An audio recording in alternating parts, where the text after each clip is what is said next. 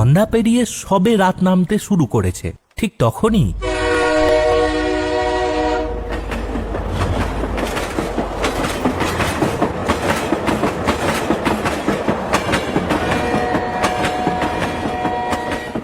মুন্ডুমারি স্টেশনের আবছা আলোয় ট্রেন থেকে নামলেন শৈল মাস্টার।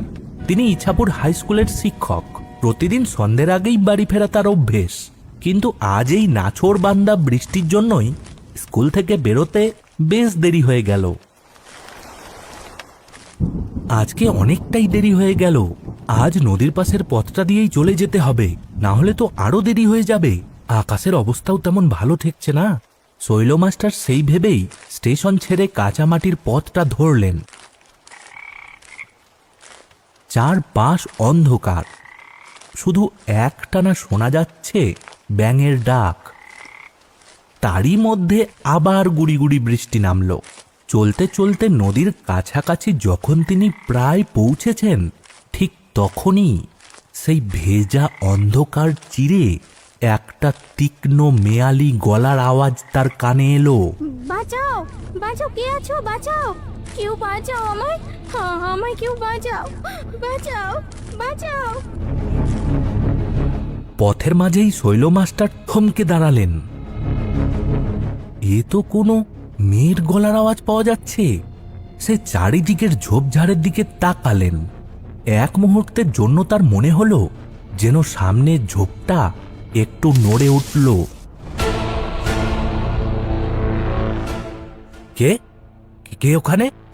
কিন্তু তার কথার জবাবে আর কোনো শব্দই এলো না। এমন বৃষ্টির রাতে মেয়ের গলার আওয়াজ কোথা থেকেই বা আসবে? আমি হয়তো ভুল শুনছি।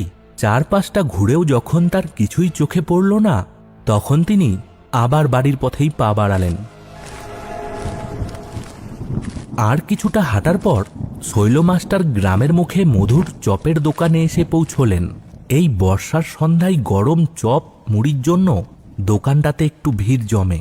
বেঞ্চে বসে দু তিনজন গ্রামবাসী গল্প করছিল। শৈল মাস্টার ভাবলেন, বাড়ি ফেরার আগে এক কাপ গরম চা খেয়ে যাওয়াই ভালো। মাস্টার মশাই, আজকে একটু দেরি হয়ে গেল মনে হচ্ছে। বৃষ্টির জন্যই সমস্যাটা হলো। মাস্টার মশাই, আপনাকে একটা কথা বলি। হ্যাঁ বলো। আপনি না রাতের বেলা ওই নদীর পাশের পথটা দিয়ে আসবেন না, বিশেষত একা থাকলে তো একদমই না। হ্যাঁ, তোমরা আমাকে আগেও অনেকবার বলেছ ওখান দিয়ে না আসতে। মাঝে মাঝেই নাকি কাউকে একা পেলে ছিনতাই টিনতাই হয়, কিন্তু আমি কাউকেই তো ওখানে দেখি না। যদিও আমার কাছে ছিনতাই করার মতো তেমন কিছু থাকেও না। তবুও সাবধানতার মার নেই।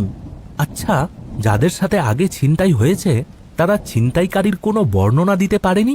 মুখ ঢাকা থাকার দরুন কাউকেই চেনা যেত না। পুলিশ দুই একবার চেষ্টা করেছিল, কিছুই হয়নি, তাই ওরাও আর অত গুরুত্ব দেয়নি। শৈল মাস্টারের কানে তখনও সেই আওয়াজটা বাজছে। কেউ বাঁচাও আমায়, আমায় কেউ বাঁচাও, বাঁচাও, বাঁচাও। যদিও দোকানে বসে থাকা লোকগুলোর কাছে তিনি সেই অদ্ভুত অভিজ্ঞতার কথা ভাঙলেন না। চা খেয়ে আরও কিছুক্ষণ গল্প করে তিনি বাড়ির পথ ধরলেন।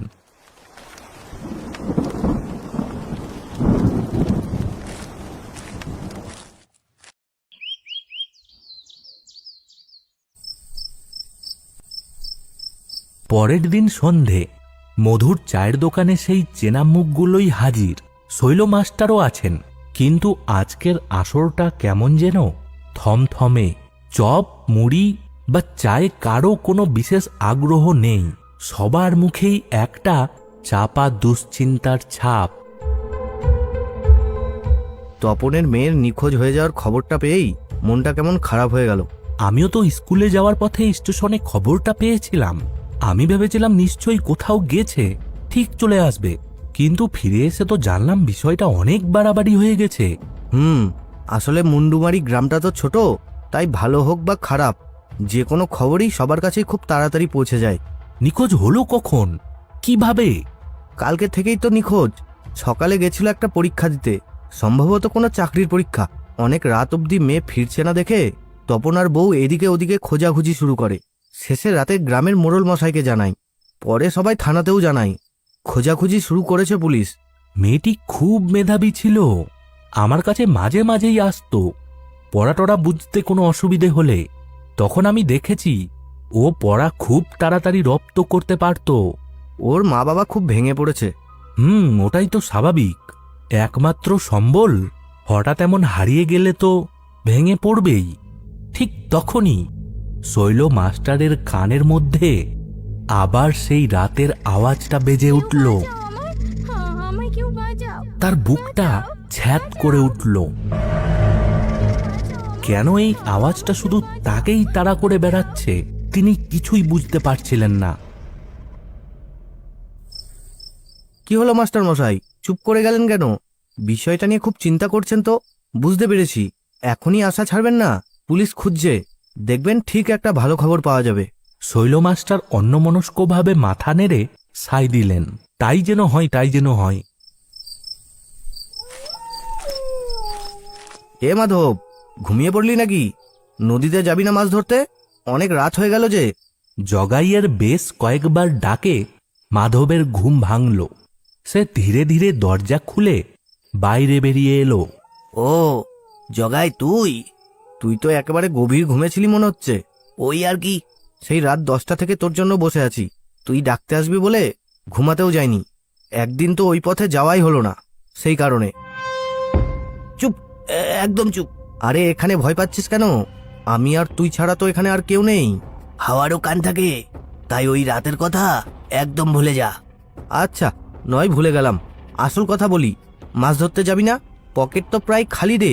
মাছ ধরে আড়তে বেচলেও তো কিছু টাকা আসবে। আর সাথেই যদি ওখানে কোনো মুরগি রাতের অন্ধকারে পাই তাহলে তো কোনো কথাই নেই। না রে জগাই, আজকে আর যাবো না। শরীরটা ম্যাচ ম্যাচ করছে, জ্বরও এসেছে। সন্ধেবেলাতেই ঘুমিয়ে পড়েছিলাম, তাই তোকে আর ডাকতে পারিনি। তুই বরং আজকে বাড়িতে চলে যা, কালকে একসাথে যাব। না রে, বললাম না, পকেট একদম খালি। আজকে জালে মাছ তুলে কালকে বেচে কিছু টাকা হাতে না পেলে অসুবিধাতে পড়ে যাব। সেদিক থেকে দেখলে আমারও তো আজকে গেলে ভালোই হয়, কিন্তু শরীরটা যে একদম সায় দিচ্ছে না। ঠিক আছে, তুই বিশ্রাম নে। বাড়ি থেকে যখন বেরিয়ে পড়েছি একবার নদীর থেকে ঘুরেই আসি। কিছু মাছ তো জালে তুলতেই হবে। মাছ বেচে টাকা এলে তোকেও কিছু দিয়ে দেবো। কিন্তু ওখানে এত রাতে একা একা যাবি? আমি ওখানে যেতে ভয় পাবো, যেখানে। জগাই আরো কিছু একটা বলতে যাচ্ছিল, কিন্তু মাধব তাকে ধমক দিয়ে থামিয়ে দিল। আর না, চুপ, বলছি না, হাওয়ারও কান আছে।